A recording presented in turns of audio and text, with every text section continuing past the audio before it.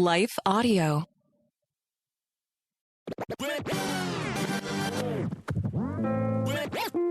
Hey, welcome to the Gospel Rant Podcast. I'm Dr. Bill Sinyard with Gospel at Ministries. Thank you for listening to Gospel Rant. We are on our series, God's Love for the Unlovable. We're going to be doing this till the end of the year. What happens when God's love for the unlovable, the unloved, and the unlovely, and that's all of us on any given day, if we were just honest, bumps into those who are clearly not lovable? Maybe they feel unworthy or unrighteous or unclean, or they're treated that way. What happens? What does it look like and feel like when God's love bumps into, in this case, a man who would have been treated as an outcast, unclean, likely cursed by God in that honor-shame culture? He would be given the stink eye.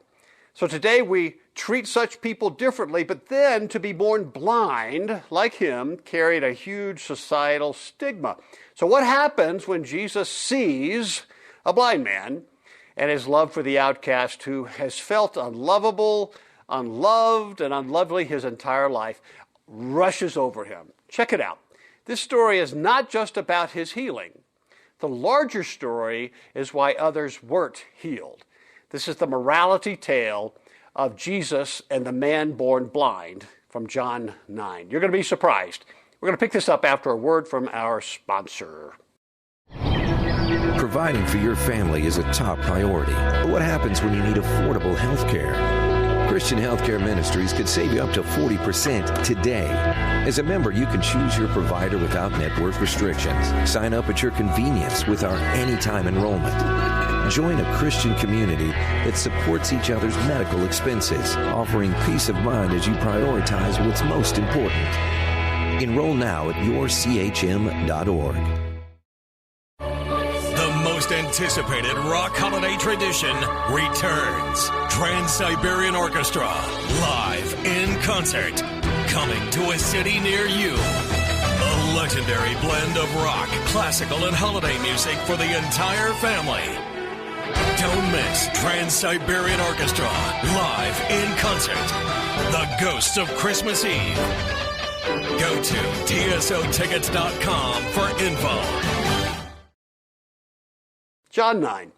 As Jesus went along, he saw a man blind from birth. His disciples asked him, "Rabbi, who sinned, this man or his parents, that he was born blind?" "Neither this man nor his parents sinned," said Jesus, "but this happened so that the work of God might be displayed in his life. As long as it is day, we must do the work of him who sent me. Night is coming when no one can work. While I am in the world, I am the light of the world." Having said this, he spit on the ground, made some mud with the saliva, put it on the man's eyes. "Go," he told him, "wash in the pool of Siloam." And this word means sent.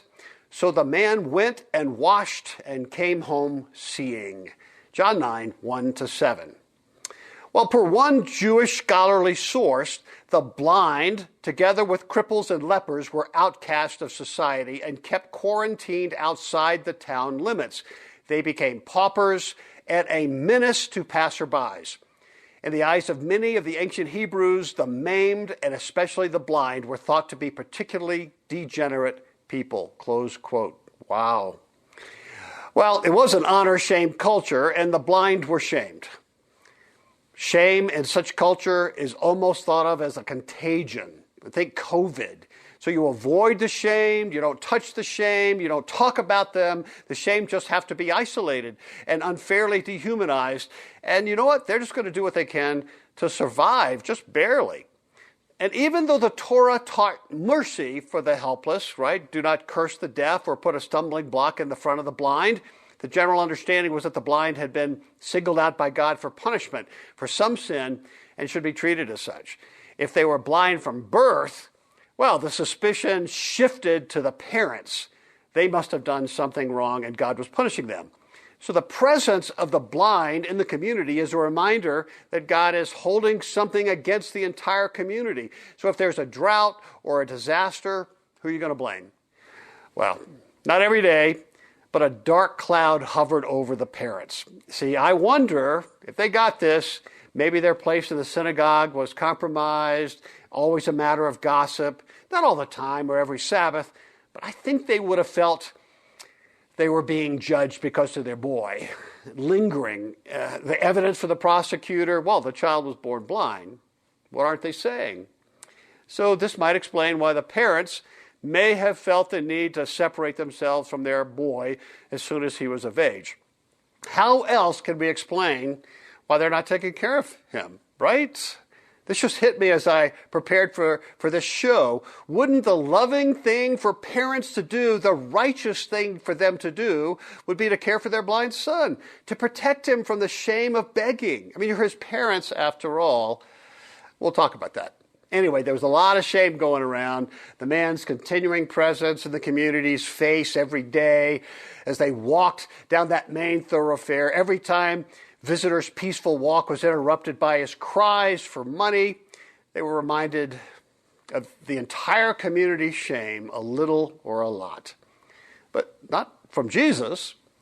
Jesus' love is for the outcast, for the shamed, for the unloved, and it's palpable in this story. He is the one who first sees the blind man, 9:1. This was the blind man's, but then Jesus moment. It appears that Jesus pursues him, right? There's no shaming here, no judgment, no criticism, no irritation. The first thing he does is he clarifies the bigger picture. This guy's blindness wasn't about punishment for some sin of his or his parents.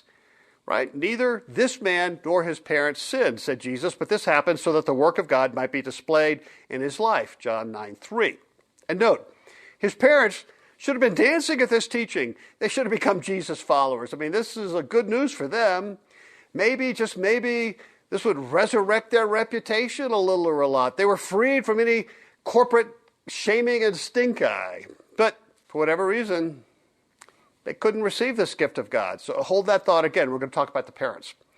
But from God's point of view, the blind man had been placed there as a gospel presentation of the love of God for the unlovable, the unloved and the unlovely. And I get it. You might be thinking that this sounds pretty cruel from God's, right? The man was born blind so that he could be eventually healed of Jesus. Maybe 20 years later, 20 years of suffering, waiting, being shamed. It seems ugly. But let's recalibrate. It turns out that surrounding the man, his parents, his community, and of course the religious leaders, they're the ones who are exposed as being the real blind ones. And by the way, they're going to remain blinded. They've been blind for as long or even longer than the man.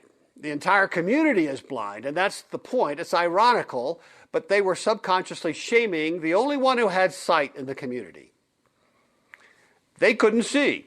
They couldn't dance when God comes among them. They couldn't recognize him as the Lord. But the so-called blind man did. God's economy, his way of doing things, is kind of confusing and, I got to admit, troubling to us sometimes. But when we step back and see the bigger picture, we can begin to see what God is doing just a little bit. This is a good time to take a break for our sponsors. We will be right back. Providing for your family is a top priority. But what happens when you need affordable health care? Christian Healthcare Ministries could save you up to 40% today. As a member, you can choose your provider without network restrictions. Sign up at your convenience with our anytime enrollment. Join a Christian community that supports each other's medical expenses, offering peace of mind as you prioritize what's most important. Enroll now at yourchm.org. Anticipated rock holiday tradition returns. Trans-Siberian Orchestra, live in concert, coming to a city near you. A legendary blend of rock, classical, and holiday music for the entire family. Don't miss Trans-Siberian Orchestra, live in concert. The Ghosts of Christmas Eve. Go to tsotickets.com for info. In this moment, the poor man born blind, who suffered without sight for years, who suffered shaming for years, has now been set free. And he's actually honored by Jesus. He's lifted up from his shame and can see, when he looks into Jesus' eyes, that the Messiah is here, and he is here with him. I am pretty confident that the man is not complaining about the blind years. Not in this moment. He's the only one dancing about the present and the future of his story. He's the one who leaves the side of Jesus resurrected to honor.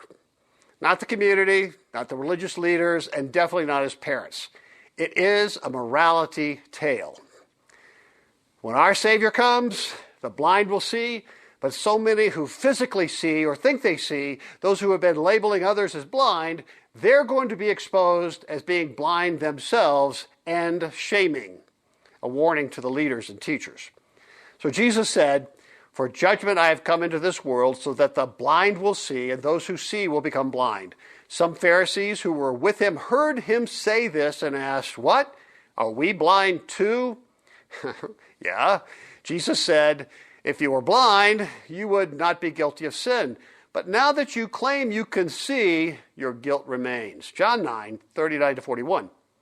Well, have you noticed the gap in the account? The missing thing should have been there, but it's not. Here it is. No one's rejoicing that a blind man can now see. No one is giving thanks to God for a miracle. No one, except the castaway, the dishonored one, the helpless one, the blind one. This is what individual and corporate shame looks like and can do. It can prevent hurting, needy people from experiencing the love of God for the unlovable, the unloved, and the unlovely. I love Kurt Thompson's take. He's the author of Soul of Shame. Listen, quote, "In John 9, we encounter shame doing its best to undermine not just the life of one man, but an entire community. It's assumed from the beginning that someone is to blame. Judgment is the accepted way of life. Shame is evil's ruling scepter." Jesus counters their questions by saying, it's not about shame, it's about joy. Already, Jesus is turning their attention away from judgment and to possibility, away from fear to joyful anticipation, but joy has its enemies. Well, the people immersed in an atmosphere of shame and shaming around the blind man, they can't see it. They can't hear it. They're blind and deaf. They can't receive the joy of Jesus. Only one person has been healed that day. Only the blind can hear. The institutionalized, shaming community is just wildly confused. His neighbors and those who had formerly seen him begging asked, "Isn't this the same man who used to sit and beg?" Some claimed that he was. Others said, "No, he only looks like him." But he himself insisted, "I am the man." And notice they really didn't recognize the guy. You see just how ugly this had become. But the man insisted, "I am the man." "How then were your eyes opened?" they demanded. He replied, "The man they called Jesus made some mud, put it on my eyes, and he told me to go to Siloam and wash. So I went and washed, and then I could see." "Where is this man?" they asked him. "I don't know," he said. They brought to the Pharisees the man who had been blind. Oh man, you see the result of shame. They couldn't dance, they couldn't rejoice, they couldn't even recognize a miracle. So no rejoicing, no ability to see Jesus, to see who he was. He was among them. Shame and shaming had blinded them. Instead of faith, there was only frustrated need to make sense out of this cognitive dissonance. I mean, how is it that a cursed man, a shamed man could be honored by God? He should be shamed by God. Wait, what's happening? Right? Verse 14. Now the day on which Jesus had made the mud and opened the man's eyes was a Sabbath. It happened to be a Sabbath. And therefore the Pharisees also asked him how he had received his sight. "He put mud on my eyes," the man replied, "and I washed, and now I see." Some of the Pharisees said, "This man is not from God, for he does not keep the Sabbath." But others asked, "How can a sinner do such miraculous signs?" So they were divided. Finally, they turned again to the blind man. "What have you to say about him? It was your eyes he opened." Oh my gosh, such irony there. The man replied, "He is a prophet." John 9:14-17. Well, the Pharisees didn't even know Jesus was present. They didn't recognize Jesus. The Pharisees had a powerful shaming bat, well worn. Torah says no work on the Sabbath. Making mud packs is work, apparently, technically. Jesus worked on the Sabbath, therefore he's a sinner and not of God. But still, the problem is that the blind man is healed. This is a work of God. So maybe it's a hoax. Pharisees kind of fell back on that. Yeah, that would explain it. Let's check with the parents. They'll give us the straight skinny. Here it is. The Jews still did not believe that he had been blind and had received his sight until they sent for the man's parents. "Is this your son?" they asked. "Is this the one you say was born blind? How is it that now he can see?" "Well, we know he's our son," the parents answered, "and we know he was born blind, but how he can see now or who opened his eyes, we don't know. Ask him. He's of age, and he will speak for himself." Whew. The parents said this because they were afraid of the Jews, for already the Jews had decided that anyone who acknowledged that Jesus was the Christ would be put out of the synagogue. That was why his parents said, "He is of age, ask him." So if you don't want to be treated like the son was treated, being isolated, you got to go with the Pharisees. Irony again. The religious leaders have nothing either. This is not what their God does. He doesn't pursue and love unworthy people, sinners, so they throw the man out and shame him again. Shame people continue to shame. Not always reasonable, it's just what they do. So his parents can't rejoice. I mean, I want to judge them, just being honest, but they can't see. And they are single-focused on not being shamed by the shaming community. They have likely suffered long under the community's critical gaze. They can't stand up with their boy. They need healing, just like him, just like me, until they can see too. So they just throw their boy under the bus to save their own reputation. No dancing there. Here's Thompson again.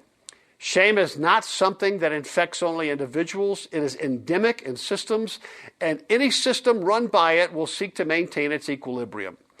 The blind man's shame is maintained through the organized shame of the community. How is it possible that the only reaction by anyone, the neighbors, the Pharisees, or the man's parents, was not immediate, unrestrained joy? I mean, there's a darkness in this community. Shame is a power. Shaming is an act of power over the weak. This stunning love of God for the unlovable is also a power or a result of God-sourced power. So in this story, we're reminded that logical, rational apologetics are not enough. The Pharisees, right? Just reading the Bible to a shamed person is not enough. They need power from God to break the chains of shame. They need power of God through the Spirit to bestow new sense of honor. Jesus' healing was not just sight-giving. Through his attentive sight, through his touch and ongoing conversations, and raw power, miraculous power, he lifted shame and his strangling tentacles off the man and raised him to the honor of being a disciple of Christ, even within a shaming community. You know, I preached this shocking love of God for the unlovable at a church a while back. During the break, 5 men, strangers to me, they came up to me, women as well, but in my experience, when men come, something special has happened. And they each said that they believed that they had begun to experience the love of God for them that morning. Incredible. There should have been dancing in the church, but the next day I was called into the church offices and calmly told that my message had been confusing and hurtful. Apparently a bunch of people told the leaders that. Maybe. I asked them if they had spoken to the men or women who felt like they'd experienced God's love, and nope, they didn't see any of them. And look, I get it. The leaders were just doing their job, but they couldn't dance.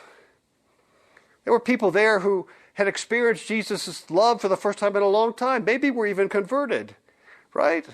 Well, back to John. Here's Thompson again.